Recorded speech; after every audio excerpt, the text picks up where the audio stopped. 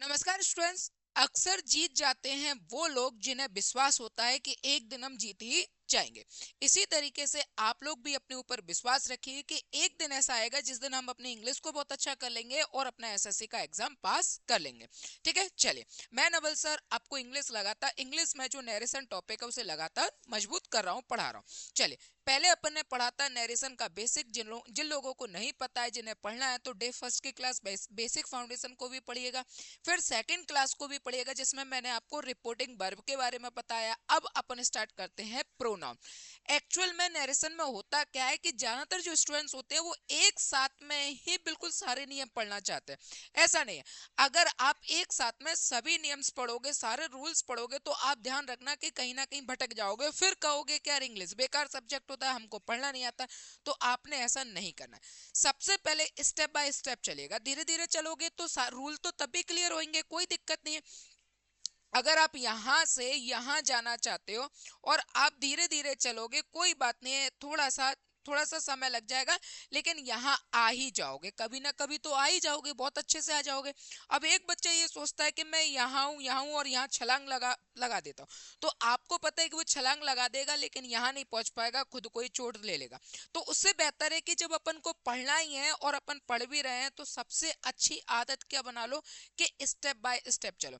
पहले अपन ने बेसिक समझा, फिर उसके बाद में रिपोर्टिंग वर्ब को पढ़ा, और अब इसके बाद में अपन आ गए प्रोनाउन के पास में। नैरेशन में जो सबसे बड़ी चीज होती है वो होता है प्रोनाउन। क्योंकि थिंकिंग क्या रहती है कि स्टूडेंट स्टूडेंट जो होता है वो टेंस पर अटका हुआ है। टेंस के अलावा भी बहुत सारी चीजें होती है, तो स्टेप बाय स्टेप उस चीज को क्लियर करके चलना है। और आप बहुत अच्छे स्टूडेंट हो, आपको पता है कि हमें यार इंग्लिश को मजबूत करके कैसे भी हमें एसएससी का पेपर पास करना। चलिए, अब मैं आपको बताता हूँ नरेशन। सबसे पहले अगर अपन बात करें बेटा, अपन किसी भी बात को दो तरीके से कहते हैं। एक तो अपन उस बात को डायरेक्ट रखते हैं, या फिर अपन इस बात को इनडायरेक्ट रखते हैं। अब कौन सी बात को कैसे रखेंगे, ये सारी चीज मैंने आपको बेसिक फाउंडेशन की क्लास में समझाया। फिर अपन डायरेक्ट में बात करेंगे तो इसके दो भाग होते हैं। एक होता है RB comma inverted comma R S. इस आर एस को ही अपन क्या कहते हैं, टेंस कहते हैं। क्या कहेंगे, टेंस।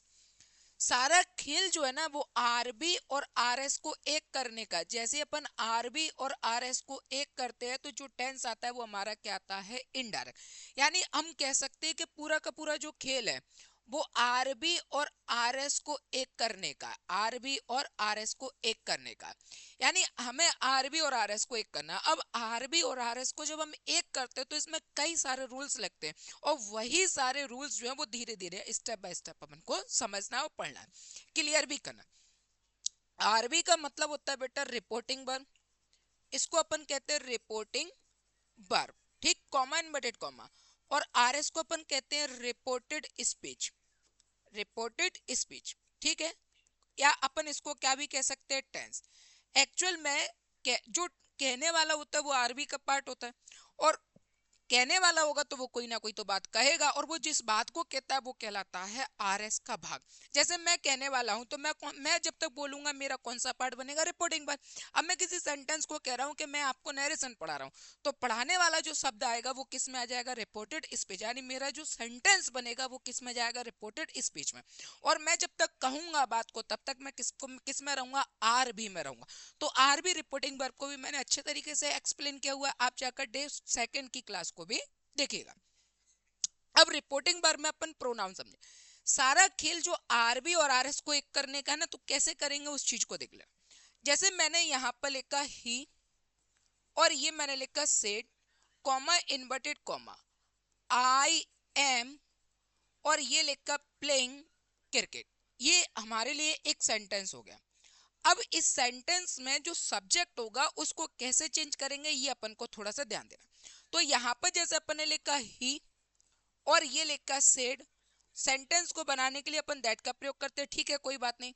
अब यहां पर जो आई है, इस आई को अपन किससे चेंज करेंगे, ही से। और जैसे ही आई को ही से चेंज करेंगे क्या हो जाएगा, ही। ये लिखा वॉज, और ये प्लेइंग क्रिकेट। अब एक बात समझना, टेंस कैसे बना ये हमारा मैटर नहीं है। इस एमआर का वॉज वर्क कैसे हुआ ये अगले पार्ट में पढ़ेंगे, ये हमारा भी का मैटर नहीं है। हमारा मैटर ये है कि हमने आई को जो चेंज किया ही से, और यहाँ पर क्या मिल गया अपन को ही, ये कैसे आया ये हमको समझना है, ठीक है। तो चलिए अब अपन कैसे देखेंगे, एक तरफ रिपोर्टिंग वर्ब और यहाँ पर रिपोर्टेड स्पीच, रिपोर्टिंग वर्ब और रिपोर्टेड स्पीच। अगर आपको पूरे सब्जेक्ट में आई और वी मिल जाए तो ये क्या होता है, चेंज होता है, ये क्या होगा, चेंज, रिपोर्टिंग वर्ब के सब्जेक्ट से। ये किससे चेंज होगा, रिपोर्टिंग वर्ब के सब्जेक्ट से, ठीक। अगर आपको यहाँ पर यू मिल जाए तो यू क्या होगा बेटा, चेंज होगा, किससे चेंज होगा, रिपोर्टिंग वर्ब के ऑब्जेक्ट से। वहीं अगर आपको ही, सी, इट और ये नेम, इसके अलावा आपको सब्जेक्ट मिल जाए दे, तो ये जो है ये कैसे रहते हैं, नो चेंज, इनको चेंज नहीं करते, ये कैसे रहते हैं, नो चेंज, ठीक है। सबसे पहले मैं एक चीज आपको बहुत अच्छे से क्लियर कर देना चाहता हूं और वो बात ये है SON, ठीक है। या मैं कहूं यहां पर एक बात, और अगर मैं यहां दूसरी बात लिखूं तो मैं लिखूंगा फर्स्ट पर्सन, फर्स्ट पर्सन, फिर अपन ने लिखा सेकंड पर्सन, ठीक, और फिर अपन ने यहां पर लिखा third person, first person, second person और ये लिखा अपन ने थर्ड पर्सन। या मेरा आपको ऐसा बिल्कुल भी बताने का कोई भी इरादा नहीं है कि मैं आपसे ये कहूं कि फर्स्ट पर्सन और सेकंड पर्सन और थर्ड पर्सन से इस क्वेश्चन को करो। आज तक डाउट में है, अभी तक डाउट में है और आगे भी डाउट में रहोगे। आपको, आपने टेंस पढ़े, नाउन प्रोनाउन अच्छे से समझ में ही आता है, टेंस भी बहुत अच्छे से पढ़े, वहां पर भी तो अपन सब्जेक्ट का यूज करते हैं। जैसे आप टेंस पढ़ते हो तो टेंस में कभी आप कहते हो कि first person, second person, third person, subject तो वही है, subject he, she, it, name, I, we, you, they, जिन्हें अपन सिंगुलर और प्लूरल कहते हैं, सब्जेक्ट वही है। जैसे नरेशन में आता है तो वहां पर भी तो अपन यही कह सकते हैं ना यार, आई और वी को चेंज करो रिपोर्टिंग वर्ब के सब्जेक्ट से, यू को चेंज करो रिपोर्टिंग वर्ब के ऑब्जेक्ट से, और ही, सी, इट, नेम ये नो चेंज रहता है, इनको अपन चेंज नहीं करते। अपन ये भी तो क्या कह सकते कि नहीं कह सकते।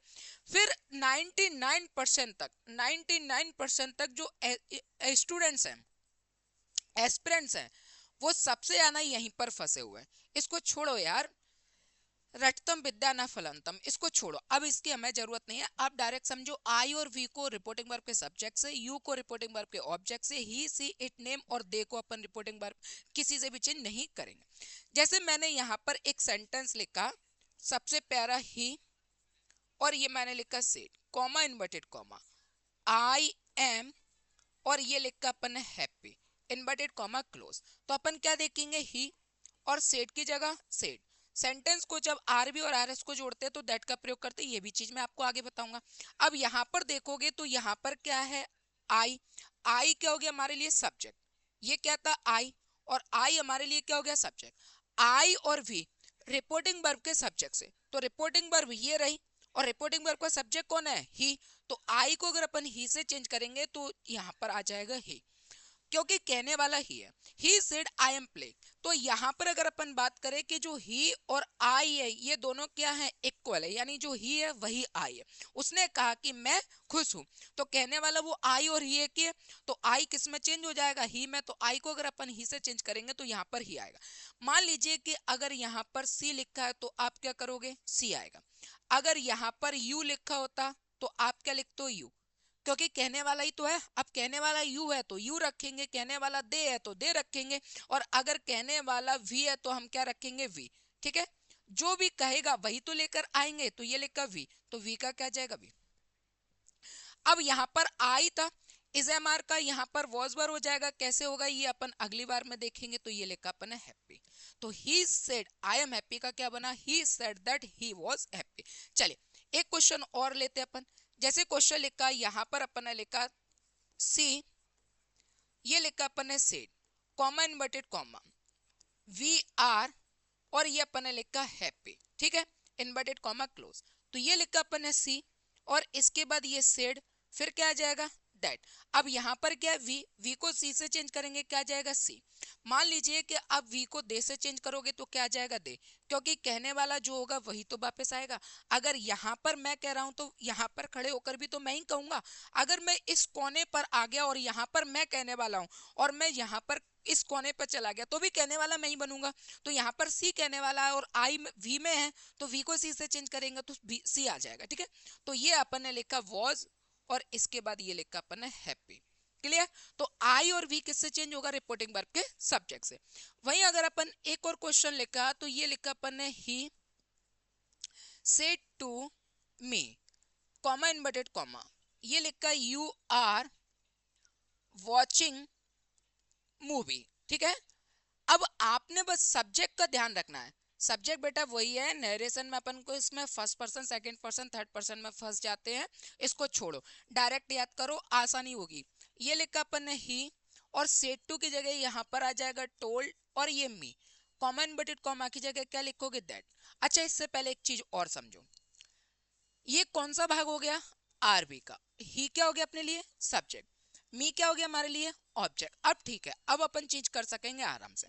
ये लिखा अपन ने ही, सेट की जगह पर क्या हो गया टोल्ड और ये मी, सेंटेंस को जोड़ने के लिए अपन किसका प्रयोग करेंगे दैट का। अब देखो यहाँ पर क्या है, यू आए। अब आई और वी को रिपोर्टिंग वर्ब के सब्जेक्ट से चेंज करते हैं, यू को रिपोर्टिंग वर्ब के ऑब्जेक्ट से।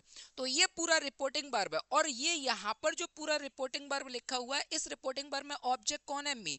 तो यू को अपन मी से बदलेंगे तो यहाँ पर क्या आ जाएगा आई। अब कईयों को ये लग रहा होगा कि सर अगर अपन ने यहाँ पर आई को सी से बदला तो अपन को क्या मिला सी, वैसे ही अपन ने यहाँ पर यू को मी से बदला तो अपन को आई क्यों मिला, मी क्यों नहीं मिला। एक्चुअल में इसका कारण है that.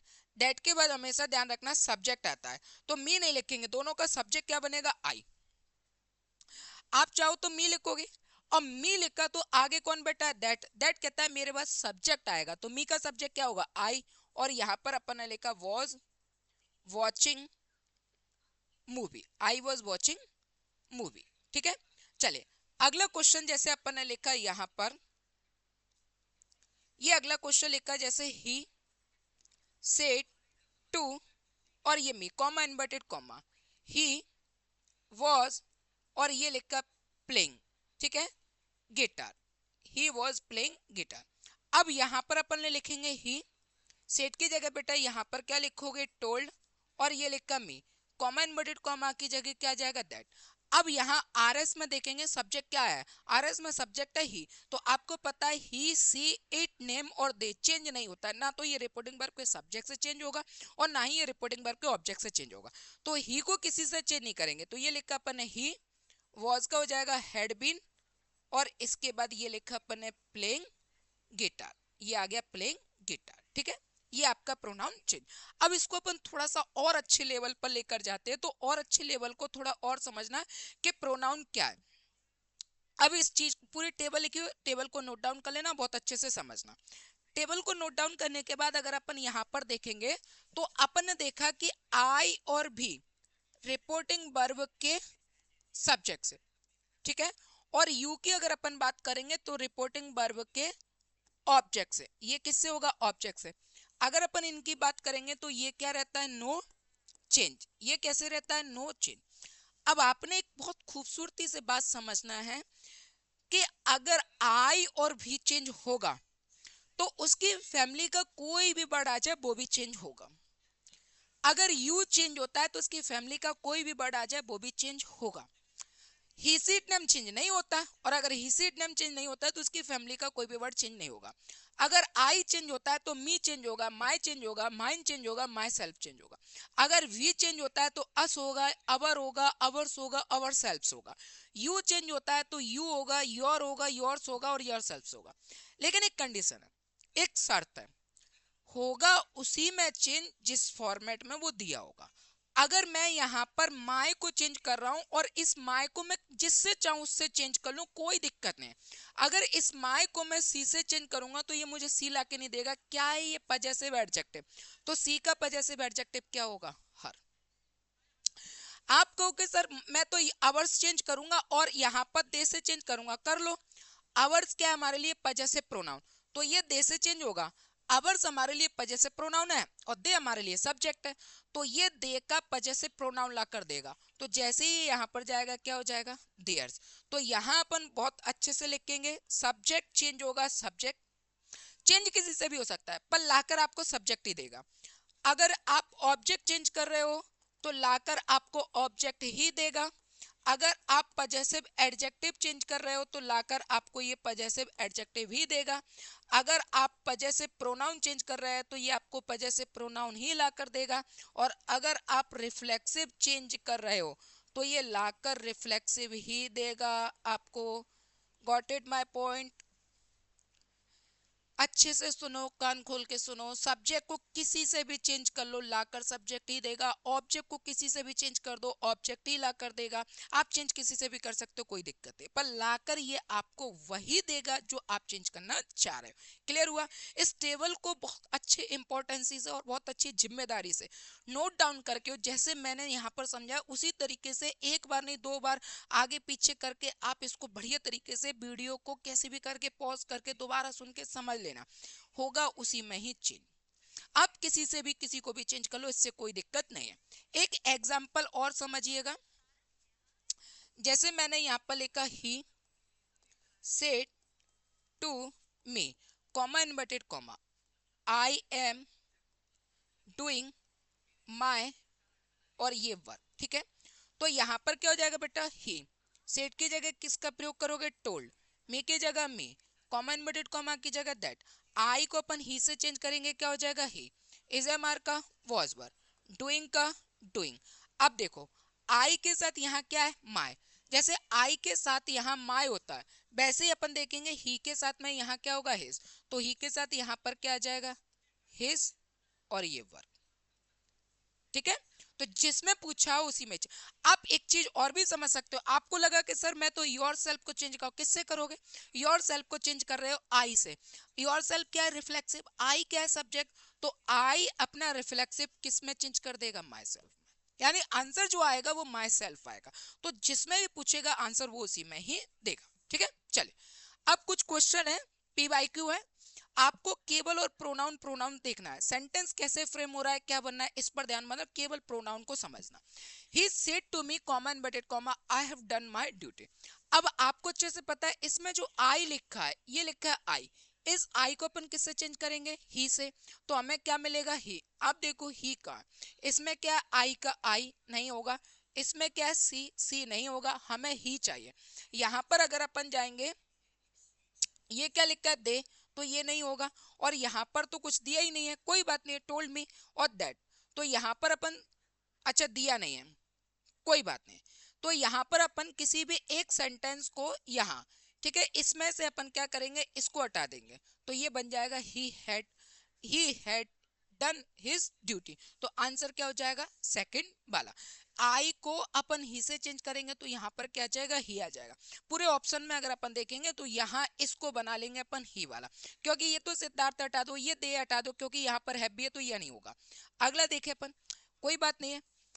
She said to me, comma inverted comma, you can leave the books here. आप ये देखा यू, अब अपन को अच्छे से पता है यू किससे चेंज होता है, ऑब्जेक्ट से। तो यू किससे चेंज होगा, ऑब्जेक्ट से। ऑब्जेक्ट क्या है, मी। तो यू को जैसे अपन मी से चेंज करेंगे हमें आंसर क्या देगा, आई। अब आई देखो यहाँ पर, इसमें क्या है, दे हट गया, इसमें क्या आई, और यहाँ पर अगर अपन बात करेंगे तो ये मी को मी दे रहा है तो ये नहीं होगा, यहाँ पर क्या है सी, तो ये हट गया। आंसर हो गया हमारे पास सेकेंड वाला, ठीक है। इसके बाद अगर अपन अगला देखें, he said comma inverted comma, he took T in the morning. तो आपको अच्छे से पता है कि यहाँ जो ही लिखा है ये कैसा रहेगा, नो, और ये चेंज, इसको अपन चेंज नहीं करते, ठीक है, इसको अपन चेंज नहीं करेंगे। तो आप देखो चेंज नहीं करना, जैसा का जैसा किस में होगा वही हमारा आंसर माना जाएगा। तो यहाँ पर ही है, यहाँ पर ही है, और यहाँ पर भी ही है, यहाँ पर भी। अब अपन देखेंगे टुक, टुक क्या है, वर्ब की सेकंड फॉर्म, और वर्ब की सेकंड फॉर्म किस में चेंज हो जाएगा, हेड प्लस वर्ब की थर्ड फॉर्म में। आप देखो हेड प्लस वर्ब की थर्ड फॉर्म क्या है, ये डेड हट गया, ये हेड और ये वर्ब की थर्ड फॉर्म। ये टुक क्या है, वर्ब की सेकंड फॉर्म, तो ये हट गया, ये बोर्ड है तो ये हट गया। आंसर हो गया हमारे पास सेकंड वाला। तो यहाँ पर अपन ने क्या है, प्रोनाउन को बहुत अच्छे से समझा। एक्चुअल में आप क्या नरेशन को पूरा कंप्लीटली एक ही बार में समझना चाहते, भाई पहुंचोगे वहीं पर आपका नरेशन कंप्लीट हो जाएगा, लेकिन स्टेप बाय स्टेप समझेगा। तो अगर आपको प्रोनाउन बहुत अच्छे से समझ में आया हो, स्पेशली प्रोनाउन का जो चार्ट मैंने आपको समझाया है, इमेज जो मैंने आपको समझाई, अगर वो बहुत अच्छे से समझ में आया है तो कमेंट करिए, लाइक करिए और शेयर करिए। आपके एक जो लाइक है वो मुझे मोटिवेशन देगी और मुझे और अच्छे से प्रोत्साहन करेगी, ताकि मैं आपके लिए बहुत अच्छे से और भी अच्छे से पढ़ाने का बहुत अच्छी तरीके से मैं आपको पढ़ा सकूं। और इसी के साथ में चैनल को सब्सक्राइब करिए, चैनल को अपने एसएससी एस्पिरेंट्स के साथ में शेयर करिए। और मुझे आशा है, पूरी उम्मीद है कि आप लोग बहुत अच्छे से समझोगे, बहुत अच्छे से पढ़ोगे, इंग्लिश से डरोगे नहीं और एक दिन आप अपना सिलेक्शन भी लोगे। वो दिन दूर नहीं है जब आपकी सारी मेहनत, सारी थकान सिर्फ एक लाइन में बदल जाएगी और वो लाइन होगी, कॉन्ग्रेचुलेशन, यू आर सिलेक्टेड। चलिए ठीक है, आप बहुत बहुत बधाई हो। धन्यवाद। जय हिंद।